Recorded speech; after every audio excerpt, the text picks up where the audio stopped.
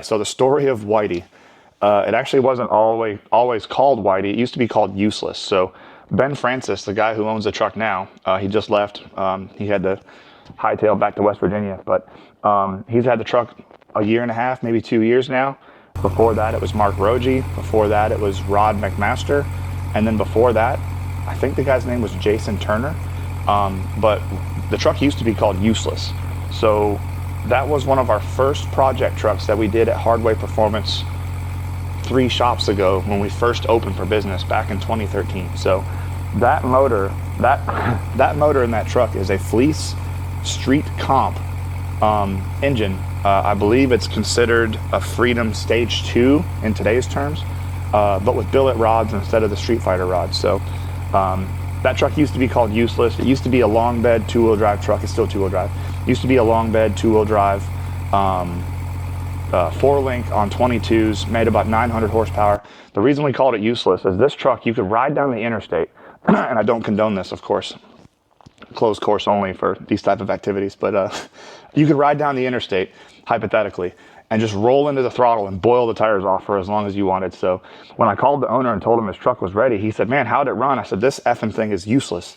He said, what do you mean it's useless? And I said, all it does is burnouts. And he said, excellent, I'm on the way to come get it. So he had the truck for a while, ended up needing, to find a new home.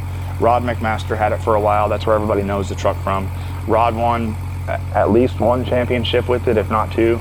Mark Rogie won a championship with it. Ben Francis is working on winning a championship with it, hopefully this year.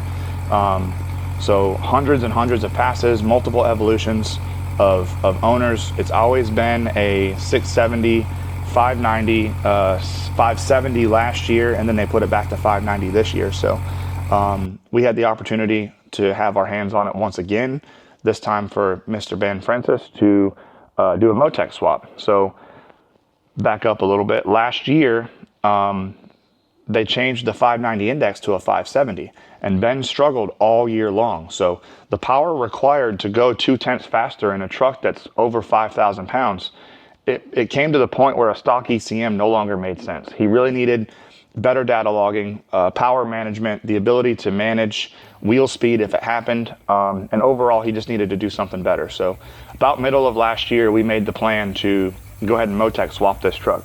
So we brought it up here, we knocked it out, had it on the dyno this morning and yesterday evening before he had to leave. So first pull, 200 milligrams of fuel, smooth 769 horsepower, 1,024 on torque. That was just making sure things were good. We stepped it up to 300 milligrams of fuel, made 1,115 horsepower, stepped it up to 380, made 1,311. This is just fuel only, no nitrous.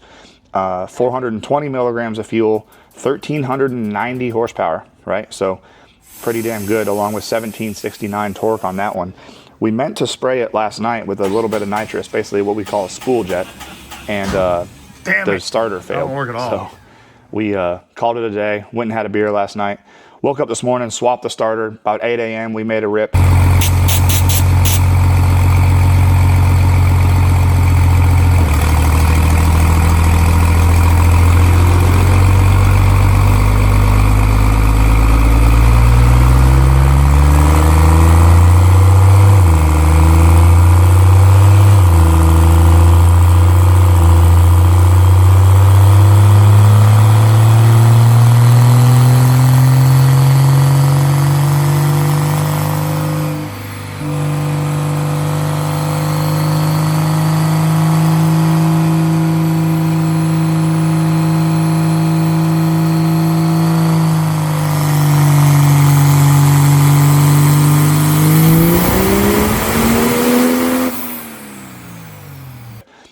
1575 horsepower, 2140 torque. So that truck runs really good. And might I remind you, that engine has been installed since 2013.